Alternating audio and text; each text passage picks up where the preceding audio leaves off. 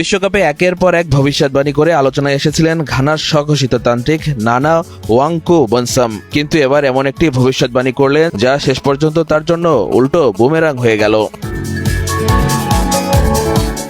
Round of 32-এ Argentina ও Cape ভার্দের ম্যাচের আগে ঘানার ওই তান্ত্রিক দৃঢ়ভাবে দাবি করেছিলেন বিশ্ব চ্যাম্পিয়নদের হারিয়ে শেষ 16-য় উঠবে কেপ ভার্দে, অর্থাৎ লিওনেল মেসিদের বিশ্বকাপ যাত্রা এখানেই শেষ হবে। তবে মাঠের লড়াইয়ে সেই দাবি একেবারেই ভুল প্রমাণ করেন মেসিরা। টান উত্তেজনাকর ম্যাচে কেপ ভার্দেকে 3-2 গোলে হারিয়ে শেষ 16 নিশ্চিত করে আর্জেন্টিনা।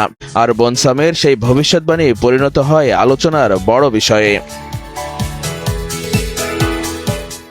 এর আগে অবশ্য কয়েকটি ভবিষ্যৎবাণী মিলিয়ে আলোচনায় এসেছিলেন ঘানার এই তান্ত্রিক। তিনি দাবি করেছিলেন ইংল্যান্ড অধিনায়ক হ্যারি কেন ঘানার বিপক্ষে গোল করতে পারবেন না।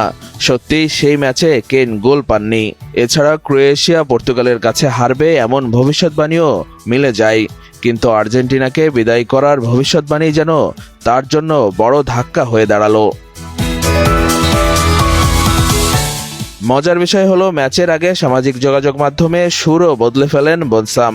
ইনস্টাগ্রামে মেসিকে উদ্দেশ্য করে লেখেন, আমি তোমাকে অনেক ভালোবাসি, আমার ভাই মেসি, শক্তি তোমার সঙ্গে থাকুক। তবে ভালোবাসার এই বার্তা আর্জেন্টিনা সমর্থকদের মন গলাতে পারেনি, কারণ তাদের প্রিয় দলের বিদায়ের ভবিষ্যৎবাণী করায় সামাজিক যোগাযোগ মাধ্যমে তীব্র সমালোচনার মুখে পড়েছেন এই স্বঘোষিত তান্ত্রিক। এখন ফুটবল প্রেমীদের প্রশ্ন, এরপরও কি তার ভবিষ্যৎবাণীতে আগের মতো বিশ্বাস থাকবে, নাকি তান্ত্রিকের ব্যবসায় এখন লাল বাতি?